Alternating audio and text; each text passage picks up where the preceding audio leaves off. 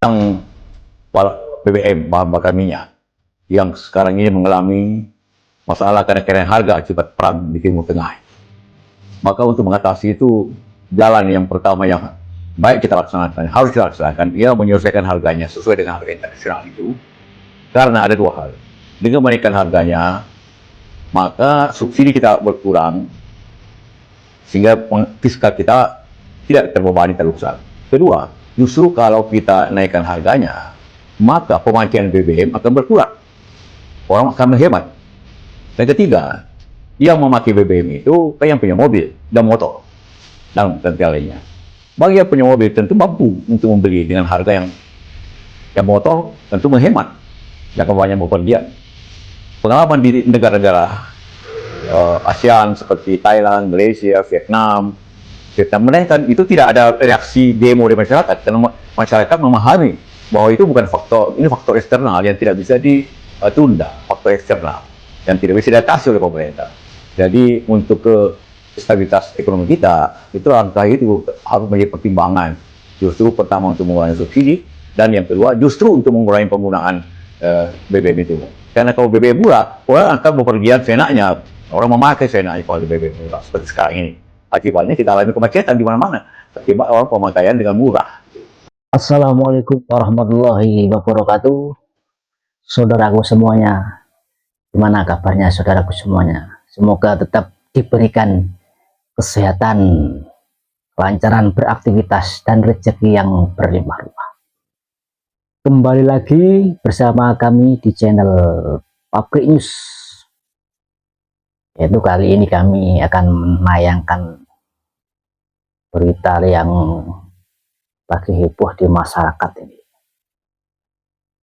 yaitu perihal mantan Wakil Presiden Yusuf Kalla yang mengusulkan kenaikan BBM. Jadi Pak Yusuf Kalla itu usul agar BBM dinaikkan.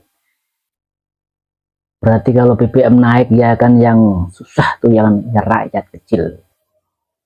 Sebelum kita melanjutkan berita tersebut, jangan lupa dukungannya untuk channel Pabrik News ini dengan cara like, komen, subscribe, dan tekan tanda lonceng. Semoga bisa memberikan tayangan-tayangan berita yang bermanfaat, memberikan wawasan kepada kita semuanya. Baiklah saudaraku, mari kita lanjutkan beritanya berikut ini. Jadi saya ingin memastikan lagi nih Pak, ini apa yang Bapak sampaikan terakhir ini sangat penting ini untuk diketahui masyarakat Pak, bahwa exercise harga BBM di 80, 90 dan 100 pun negara sudah siap Pak ya? Sudah siap. Yang kemarin diumumkan itu dengan asumsi 100, jadi kita sudah siap kalau sampai sana. Ya.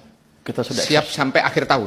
Sampai akhir tahun. Nah, ini yang harus masyarakat tahu Pak, bahwa pemerintah siap untuk tidak menaikkan sampai di akhir tahun. Iya Pak, dan kami siap tidak menaikkan sampai akhir tahun untuk BBM bersubsidi ya Pak ya, dengan asumsi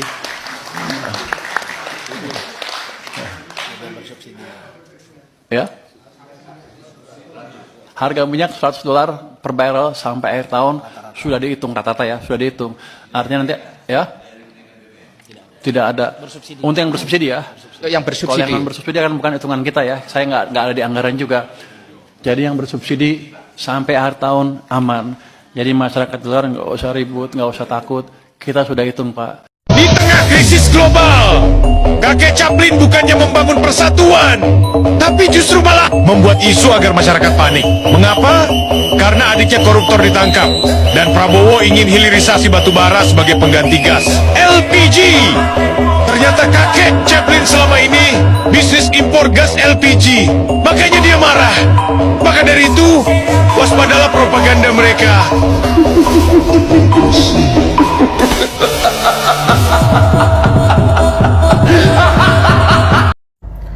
Ada ibu-ibu yang ngamuk-ngamuk karena BBM tidak jadi naik.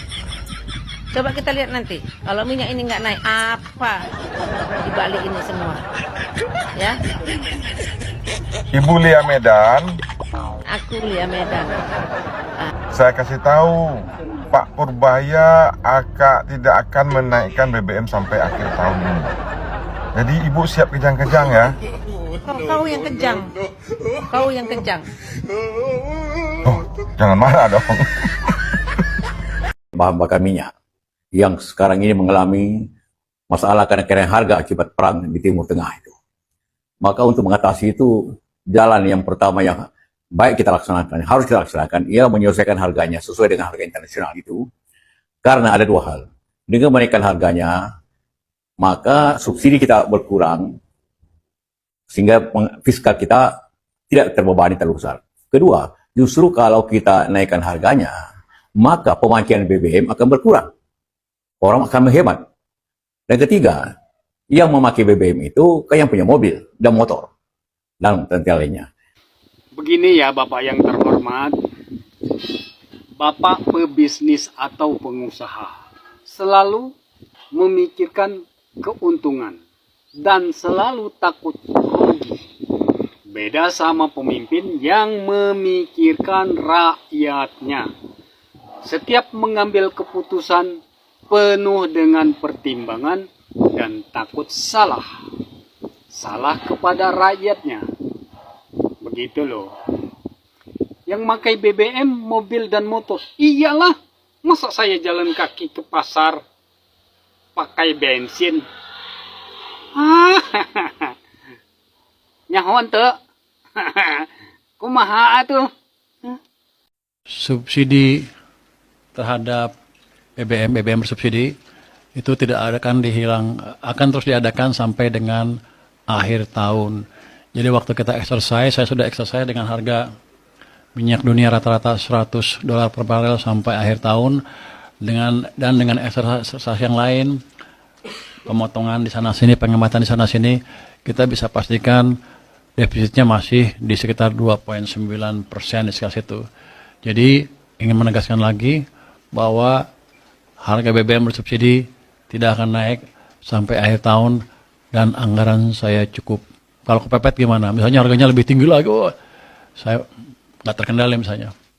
Selama suplainya ada, kita masih punya bantalan uang sebesar 420 triliun rupiah yang sekarang dalam bentuk sisa anggaran lebih atau SAL.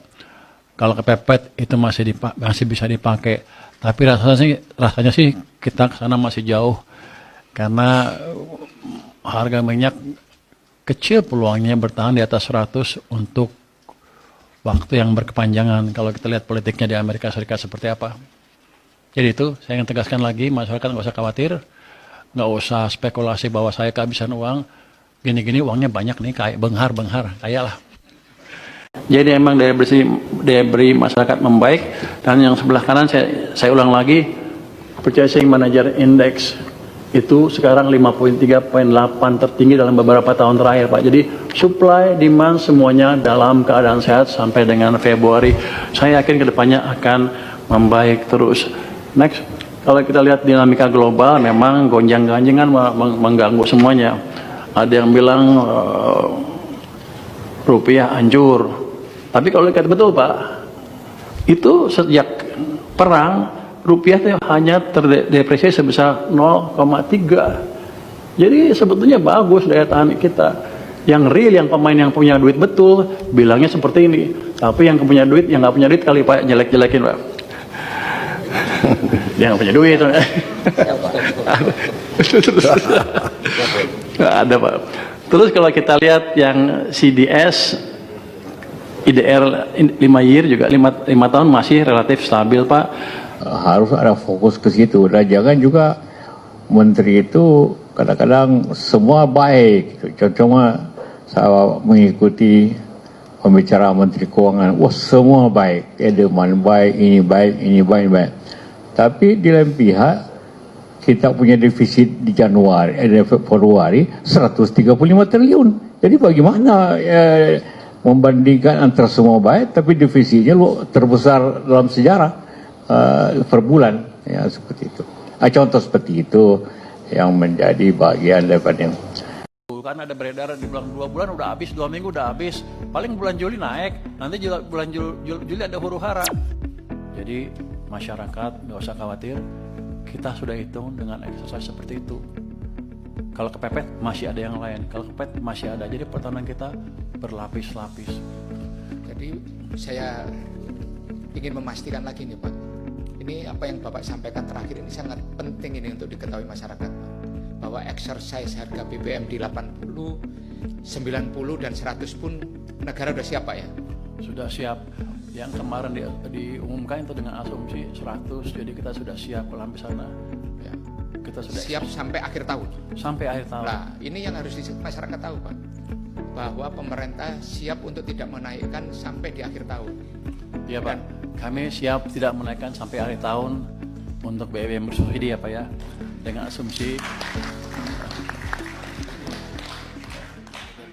Rakyat belum pulih tapi BBM malah disuruh naik lagi. Pernyataan Yusuf Kala ini bikin banyak masyarakat Indonesia emosi besar. Yusuf Kala bilang harga BBM harus dinaikkan. Alasannya sangat klasik, yaitu subsidi terlalu besar, membebani anggaran negara, dan juga konsumsi jadi makin tinggi. Tapi coba lihat dari sisi rakyatnya. Setiap BBM naik, yang langsung kena adalah siapa? Masyarakatnya. Harga sembako naik, ongkos transport naik, tarif ojek sudah pasti naik. Ujung-ujungnya semua jadi mahal. Dan ini bukan sebuah kejadian yang baru. Ini adalah pola yang terus selalu berulang. Yang bikin makin panas, kenapa solusi selalu diambil cuma satu, yaitu naikin harganya. Kenapa bukan beresin dulu subsidi yang salah sasaran atau menertibkan penggunaan BBM agar sampai kepada penerima subsidi yang tepat? Dan disinilah publik mulai curiga. Seseorang tokoh besar dengan pengaruh yang kuat, memiliki jaringan bisnis yang luas, keluar dan membicarakan soal kenaikan BBM. Nah sekarang wajar nggak sih kalau publik mulai bertanya, apakah ini murni demi kepentingan negara atau ada sebuah kepentingan besar di belakang layar yang mungkin kita sendiri tidak bisa melihatnya? Dan ingat, ini bukan pernyataan pribadi, namun ini pernyataan publik yang sudah kita dengar di mana-mana. Yang bikin rakyat marah itu bukan tentang kenaikan harga, tapi kenapa yang selalu disuruh untuk mengerti keadaan negara adalah rakyat, bukan pemerintahnya. Nah, sekarang pertanyaan buat kalian, kalau BBM naik lagi, kira-kira kalian masih bisa bertahan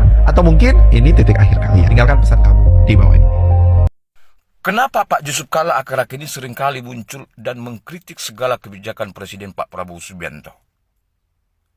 Kenapa? Kita balik ke belakang mengenai peristiwa skandal korupsi ya yang menjerat adik daripada Pak Yusuf Kala. Ya. Dalam kasus pembangkit listrik yang ada di Kalimantan. Ya. Korupsi 2008 sampai 2018 kalau nggak salah. Dan pada tahun 2025 ditetapkan tersangka oleh Mabes Polri. Sebagai kakak, tentu Pak Yusuf Kala tidak terima. Sebagai abang kandung, Pak Yusuf Kala tidak terima. Sehingga rakyat berprediksi, rakyat menilai. Apa yang dilakukan oleh Pak Yusuf Kala akhir-akhir ini selalu menyerang kebijakan daripada Presiden Pak Prabowo Subianto. Adalah buntut daripada bagaimana adiknya, Pak Yusuf Kala menjadi tersangka dalam kasus korupsi pembangkit listrik yang ada di Kalimantan. Ya. Bisnis terganggu kan? Bisnis terganggu kan di zaman pemerintahan Presiden Pak Prabowo Subianto. Pak Yusuf Kala lupa. Pak Yusuf Kala adalah mantan pemimpin, mantan wakil presiden RI yang seharusnya memberikan sikap semangat sebagai pemimpin kepada rakyatnya. Memberikan sikap optimis kepada bangsa dan kepada rakyat. Bukan malah menakut-nakuti Pak Yusuf Kala. Yang mulia, ya, hukum harus ditegakkan. Ya. Ketika ada ya, pelanggaran hukum dalam bentuk apapun, baik itu korupsi, Panglima adalah hukum. Hukum sebagai Panglima tidak memandang ya siapapun. Jangan tersinggung. Ya, dijalani aja dulu buat pembelaan. Terima kasih. Sanopati 08. Indonesia akan terjadi chaos, begitu prediksi Yusuf Kala. Sebuah peringatan yang memang patut kita dengar, tapi juga perlu diuji dengan data. Namun yang paling penting adalah sebagai warga, kita harus jaga Indonesia. Hari ini kita dihadapkan pada dua arus besar antara kekhawatiran yang disampaikan melalui Said Didu tentang defisit dan tekanan global. Sementara itu, penyelenggara negara menunjukkan langkah konkret. Salah satunya kunjungan Presiden Prabowo ke luar negeri. Bukan sekedar kunjungan, tapi strategi menjemput bola. Hasilnya dari Jepang dan Korea Selatan, Indonesia membawa pulang komitmen investasi sekitar 574 triliun. Ini bukan angka kecil, tapi bisa jadi bagian dari upaya membangun perisai ekonomi di tengah meningkatnya tensi global. Tak cukup di situ, Menteri Keuangan kita juga menegaskan defisit masih aman, terkendali. Tetap dalam batas aman setidaknya sampai tahun 2026 ini. Lalu pertanyaannya, apakah kita sedang menuju chaos atau sedang memperkuat fondasi untuk mencegahnya? Di meja makan hingga warung kopi, dari nelayan hingga petani, yang rakyat butuhkan hari ini bukan kepanikan, tapi kepastian. Harga stabil, usaha lancar, masa depan terasa mungkin. Artinya kita tidak bisa melihat ini hanya dari satu sisi. Ada resiko mungkin ya, tapi juga ada upaya mitigasi dan penguatan nyata. Maka yang terpenting sebagai anak muda, kita jangan ikut memperbesar kepanikan ini, tapi ikut memperkuat kesadaran. Karena kita tidak ingin Indonesia ini chaos. Kita hanya ingin Indonesia membangun daya tahan. Namun di tengah semua perbedaan ini, satu hal yang nggak boleh kita lupakan. Kita sama-sama punya tanggung jawab untuk jaga Indonesia. Bantu share video ini, komentar, kata kita, kekuatan kita. Kalian tahu nggak, Indonesia di 2026 bakal chaos, kacau, kata Yusuf Kala. Bohong, yang bener. Ada apa sih? Ini dia.